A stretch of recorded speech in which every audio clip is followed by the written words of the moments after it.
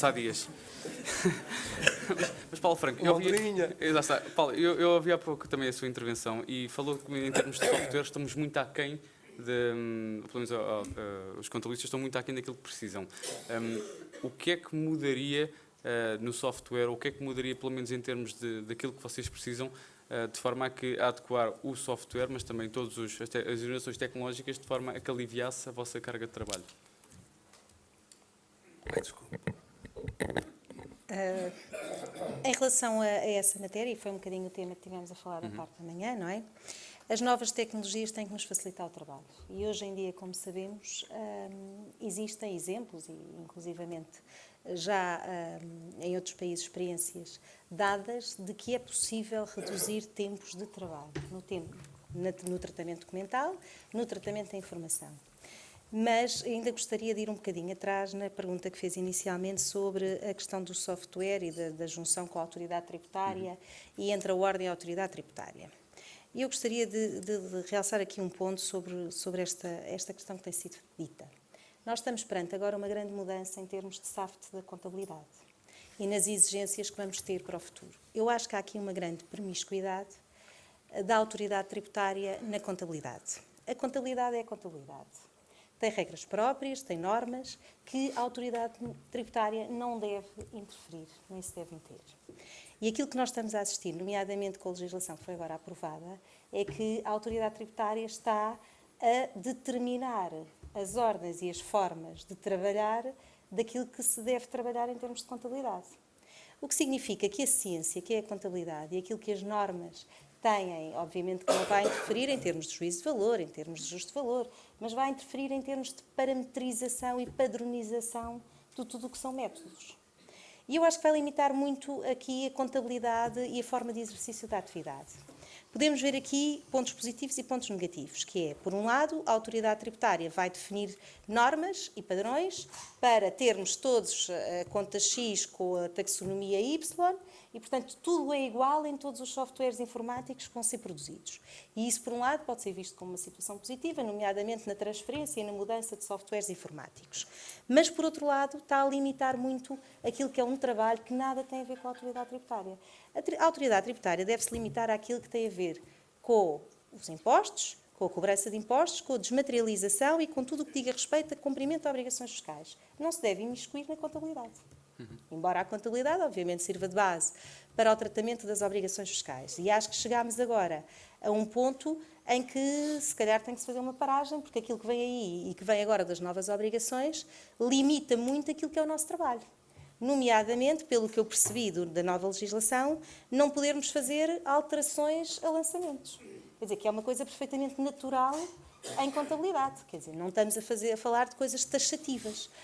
Impostos, sim, quando são enviados, tornam-se definitivos, podendo ser ou não substituídos posteriormente com as consequências devidas, mas a contabilidade não é assim tão taxativa. Portanto, os documentos vêm, chegam mais tarde uns, portanto, não é propriamente algo que não possa ser substituído, corrigido por quem o está a tratar. E, por isso, acho que esta intervenção que está a existir neste momento da autoridade tributária na parte da contabilidade está a ir além daquilo que seria desejável. Também não sei qual é o papel aqui que a Comissão de Normalização Contabilística tem tido nesta matéria, porque aquilo que vemos é, de facto, uma limitação naquilo que é a aplicação das normas contabilísticas. Quanto à questão depois que colocou sobre a relação da ordem com a autoridade tributária, obviamente que a ordem tem que estar presente em todo este motor. Agora, é um facto que estes intervenientes e os atores no meio de todo este processo têm que se sentar e definir o que é necessário para cada um deles. Agora, como disse o Sr. Lopes Pereira e bem, tem que ser também com a intervenção das associações profissionais. As associações profissionais são quem maior interesse tem neste processo. Nós somos os executores, somos o intermediário naquilo que é a relação da autoridade tributária com o contribuinte. E, por isso, as associações profissionais, na defesa dos interesses dos empresários, têm que estar presentes nesta negociação e nesta intervenção. E então, todos estes interlocutores juntos, temos que chegar à conclusão de que quais são as obrigações necessárias. Então, vamos direcionar aquilo que é necessário em termos de cumprimento para aquilo que é necessário, eliminar aquilo que está a mais. Porque eu entendo e desconfio muito que a autoridade tributária também já esteja a navegar em informação a mais, que qualquer dia não consegue também lidar com ela. E por isso, se filtrarmos e nos sentarmos todos à mesma mesa a pensar quais são os objetivos, combate à fraude e evasão fiscal, o que é necessário, informação para a autoridade tributária, o que é necessário, como é que podemos minimizar todo este processo. Há informação que vai para a Segurança Social, que é duplicada com a que vai para a autoridade tributária. Em termos de processamento de salários, temos aqui duplicação de muitas situações, nomeadamente com os fundos de compensação, e por isso temos que sentar-nos a uma mesa e decidir qual é a informação que o Estado precisa. Estado no sentido geral, Autoridade Tributária, Segurança Social e todos os intervenientes, paralelos, Banco de Portugal, Estatística, etc., para sabermos que informação é que tem que ser produzida. E limitarmos a informação àquilo que é necessário. E não corremos o risco do Estado dizer nós queremos a informação toda? Podemos correr o risco de a querer toda. Agora temos que saber é como é que ela quer toda. Se quiser com aquilo que é produzido para a contabilidade, parece-me bem. Agora, se quiser depois alterar aquilo que é produzido, para ainda termos mais trabalho naquilo que se tem que transformar para enviar, aí acho que já não é justo. A informação está produzida. Aliás, a contabilidade tem informação. E por isso a contabilidade fornece. Agora, se fornece nos modos em que o Estado tem que fazer, temos que alterar os procedimentos em função disso. E é isso é que eu acho que já estão a entrar numa interferência que vai além daquilo que seria desejável. Também na sua intervenção falou que as soluções informáticas estão a alterar o paradigma atual do contabilista e que terá que haver um novo contabilista no futuro. E de que forma, ou pelo menos o que é que consegue vislumbrar, quais é que são as competências que este contabilista de futuro terá que ter forçosamente para ser uma mais-valia para as empresas? Sobretudo, desculpe, antes de responder, sobretudo para as empresas em que mais de 90%, como vocês aqui referiram, 90% a 93%, 93% a 94% são micro e pequenas empresas, portanto são a grande maioria dos vossos clientes. Bom, com a utilização das novas tecnologias, a grande vantagem que se pode ter, é tal oportunidade que se tem, é ter mais tempo para fazer aquilo que é verdadeiramente o trabalho do contabilista, que é aplicar as normas, ser uma mais-valia nas empresas, trazer o tal controle de gestão, a tal contabilidade analítica, perceber onde se ganha e onde se perde, acompanhar toda a gestão da empresa no sentido da tomada de decisões, poder ser mais eficaz com base em números e dados resultantes da informação da própria contabilidade, que hoje em dia, claramente, o contabilista não tem tempo. Ou a maior parte dos contabilistas, principalmente o contabilista de gabinete e o contabilista que está, no fundo, ali a gastar todo o seu tempo no tratamento documental. Portanto, hoje em dia o contabilista é mais mecânico, é um trabalho mais mecânico em vez de pensamento cerebral, de tentar de alguma forma trazer o melhor. Tem que ter os dois, não é? Não pode deixar de ter um e o outro. Agora, gasta muito tempo com o trabalho mecânico ou de tratamento de dados, Manual, não é? Sim. Gasta muito tempo e aí as novas tecnologias podem ajudar muito a diminuir esses tempos de trabalho e a trazer, então, aquilo que é o know-how e a mais-valia do contabilista para gastar o seu tempo nessa parte. Agora ainda gostaria de focar em relação ao que já foi dito e quando a colega Filomena Martins disse que tem feito um trabalho agora ao longo desde que se decidiu candidatar e que tem chegado a muitos lados e tem havido muita receptividade, é um facto. E eu acho que uma das coisas que pode tirar precisamente já como experiência deste período que fez é que há muito boa receptividade, mas os resultados, onde estão? E este aqui é um facto.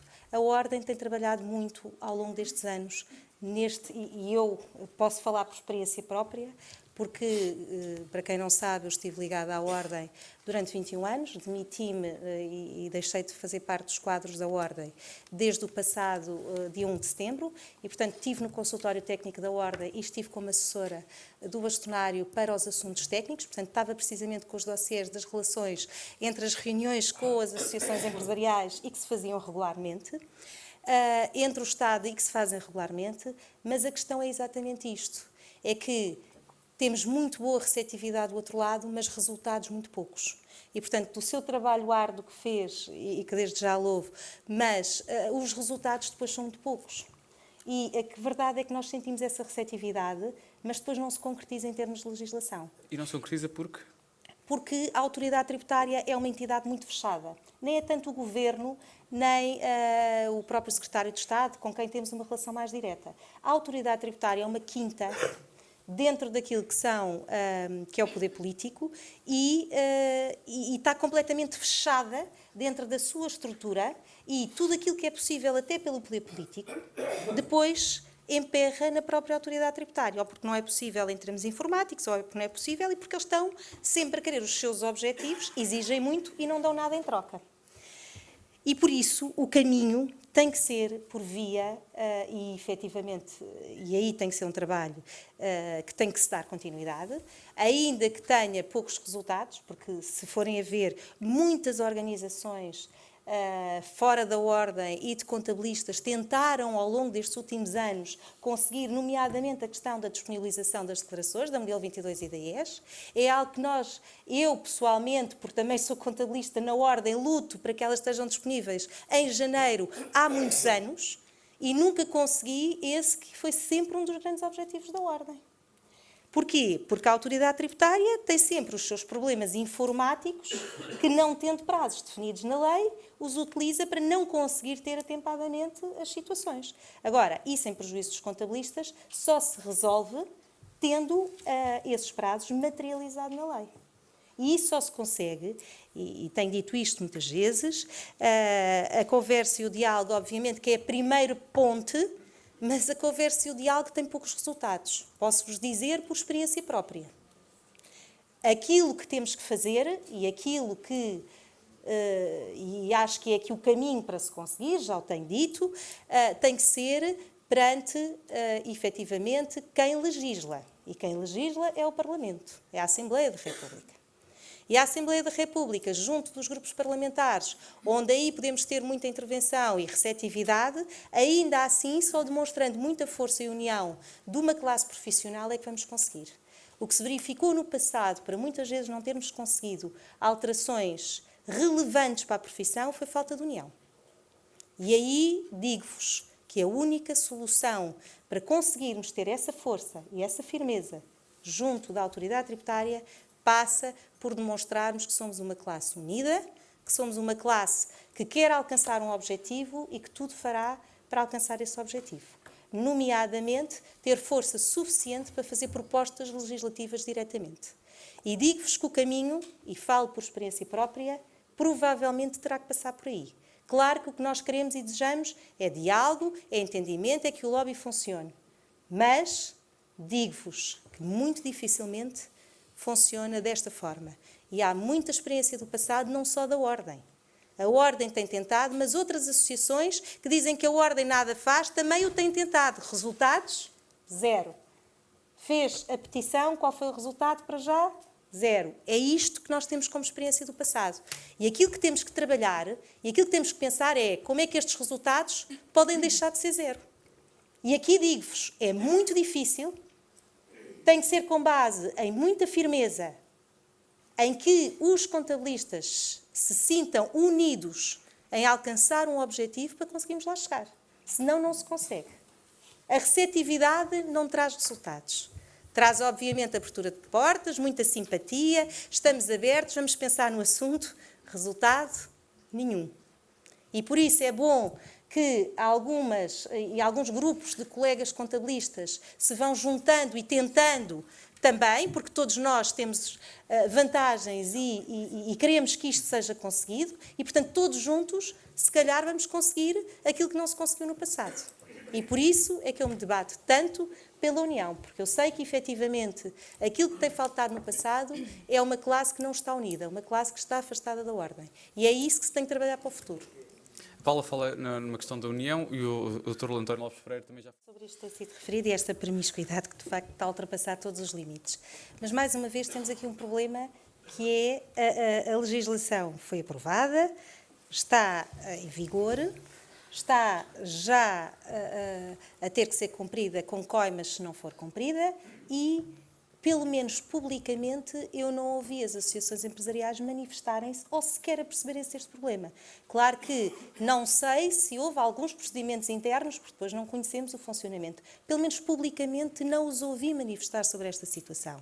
Não se esqueçam também que as associações empresariais têm uma mais-valia enorme porque eles têm assento na concertação social. Portanto, têm uma influência maior do que qualquer ordem profissional e qualquer outras entidades e não se ouviu falar sobre este assunto, que é um assunto grave do ponto de vista da informação comercial, da informação confidencial das empresas. Claro que há muitas formas de não cumprir isto. Basta, obviamente, não se utilizar o programa de faturação para desenvolver orçamentos, porque não é necessário. Podemos fazer em Word, podemos fazer em Excel, enfim. Portanto, pode passar, mas é um atraso naquilo que é a própria evolução da desmaterialização e da utilização dos meios informáticos. Quer dizer, nós estamos a tentar avançar para tecnologias que permitam haver um cruzamento de dados e uma introdução e troca de dados para facilitar todo o trabalho, quer contabilístico, quer da gestão das próprias empresas, e agora há um retrocesso aqui por causa, mais uma vez, da intervenção da autoridade tributária, em que ao estar a intervir nos programas de faturação, se os orçamentos lá estiverem, vão ter que ser fornecidas essas informações sob pena de ser aplicada uma coima. Portanto, mais uma vez aqui as associações empresariais. Paula, aproveito também, uma vez que pertence à Ordem dos Advogados, para responder às questões da SAFT, dos contabilistas, peço desculpa, certificados. Já não pertence. Bom, em relação aqui às questões que foram colocadas e sobre a questão dos empresários e da relação com os empresários, acho que já foi dito tudo aquilo que podíamos dizer, não é? Eu acho que há uma questão aqui importante, que é cada um de nós, quando segue uma profissão ou quando quer seguir determinado destino, deve saber exatamente aquilo com que deve ter conhecimento sobre aquilo que vai fazer. E o que acontece muitas vezes nos empresários é que conhecem o seu negócio, mas quando são empresários não podem só conhecer o negócio. E eu costumo dizer muito isto a empresários com quem trabalho. Quando abrem uma empresa, deixam de ser só engenheiros, arquitetos, enfim, nas suas áreas que vão desenvolver. E passam a ser também empresários. E os empresários incluem o conhecimento mais alargado de uma série de situações, nomeadamente obrigações administrativas e outras. Portanto, não é justo também que os empresários pensem que só porque tem a ver com papel sejam uma responsabilidade dos contabilistas. Isto vem, obviamente, não quer dizer que os contabilistas não o possam fazer e, se o quiserem, prestar esses serviços estão perfeitamente à vontade. Não pode ser, é um dado adquirido que esses serviços estão todos incluídos no mesmo pacote. Não é? O tudo incluído não se aplica e não se deve aplicar na contabilidade. Sabemos que a realidade é exatamente essa, é que quando um empresário contrata um contabilista para prestar serviços, acha que está tudo incluído. E aí é que temos que conseguir diferenciar muito essas situações para o futuro. Conseguir trazer alguma pedagogia aos empresários para saber o que é que são competências do contabilista e o que é que não são. E se o contabilista quiser prestar outros serviços, saber e ter a noção de que aquilo não faz parte dos serviços e das competências que estão no âmbito estatutário. E isso aí é o que às vezes é mais difícil de fazer mudar mentalidades e fazer chegar a informação, porque temos empresários que nem sempre estão preparados para serem empresários, são mais profissionais das suas áreas do que empresários. E aqui precisamos de mudar um bocadinho toda a mentalidade que existe.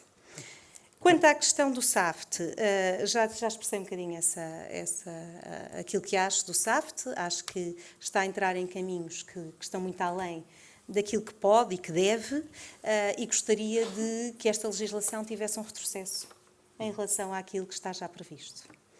Quanto à questão, e agora só permita-me aqui, eu não quis de modo nenhum ofender ninguém que fez o seu trabalho. Quando eu disse zero foi em relação às obrigações da modelo 22 e da IES. É uma coisa que lutamos há muitos anos e várias entidades. Obviamente que muitas entidades têm conseguido alterações legislativas, como disse, e sabemos que sim, tal como a Ordem tem conseguido muitas. Quer dizer, eu poderia dar aqui e estaria o resto da manhã a dar-lhe milhares de exemplos de tudo aquilo que se conseguiu a nível da legislação e que foi muito. Claro que quando nós vamos buscar o sumo, focamos-nos sempre naquilo que ainda não temos, não é? E o que ainda não temos é que nos preocupa. E uma das coisas que nos preocupa e que temos vindo há anos a tentar, e o meu foco foi exatamente isso, foi a disponibilização atempada da modelo 22 e da IES. Isso ainda não se conseguiu. Por muitos anos e anos de trabalho, quer da Ordem, quer de muitas associações, que presumo que, no seu caso concreto, também já tenha tentado, não faço ideia, mas se calhar já tentou também essa alteração. Portanto, sabemos que há áreas em que é difícil mudar mentalidades e chegar a AT e conseguir que efetivamente se consiga a receptividade para o resultado. Receptividade há, resultado não. Era neste sentido que eu queria referir. Agora, obviamente que teremos inúmeros exemplos de tudo aquilo que se conseguiu e numa estrutura que foi criada ao longo de 20 anos, que nos trouxe uma profissão dignificada, um reconhecimento na sociedade civil, que é inquestionável. Agora, temos muito para trabalhar, temos. Há dificuldade na União dos Contabilistas? Volto a dizê-lo. Porquê? Quem tem a culpa, se foi a Ordem, se foram os contabilistas? Creio que há culpas de todos os lados, não é? Nós, por um lado, estamos virados também para o nosso umbigo, nós contabilistas, a Ordem também estará preocupada em se afirmar e se calhar não olhou tanto para dentro de casa. E eu acho que é isto que temos que olhar um bocado. Eu, por exemplo, tenho aqui um exemplo que eu gostaria de partilhar convosco. E aqui falo um bocadinho de dignificação dos contabilistas. Nós, e provavelmente todos os candidatos que estão aqui na mesa, tivemos agora um processo de escolha dos representantes para os ciclos eleitorais. E eu fiz determinadas escolhas. Fiz determinadas escolhas em que tentei incluir um pouco de academia, profissionais e também, por vezes, pessoas que tivessem reconhecido mérito na área da fiscalidade. E uma coisa que me aconteceu e que espero que no futuro não aconteça, porque isto deve-se a uma responsabilidade de todos nós, é que em círculos eleitorais, onde não tivesse um académico ou um revisor oficial de contas com todo o mérito que estes profissionais têm, as listas quaisquer eram consideradas menos dignas. E isto, colegas, digo-vos, causa-me uma enorme tristeza, porque nós somos os primeiros a não nos dignificarmos. Os contabilistas têm mérito, têm valor e têm provas dadas. E por isso nós temos que ser os primeiros a dignificar-nos. E a união também passa um bocadinho por aí. Quando não estão pessoas que de facto tenham méritos comprovados noutras áreas que não sejam a contabilidade, por vezes não nos dignificamos tanto. O contabilista que tem o seu gabinete é tão dignificado como aquele que dá aulas ou como aquele que faz certificação legal de contas. Nós temos que saber aproveitar o valor que temos. Temos que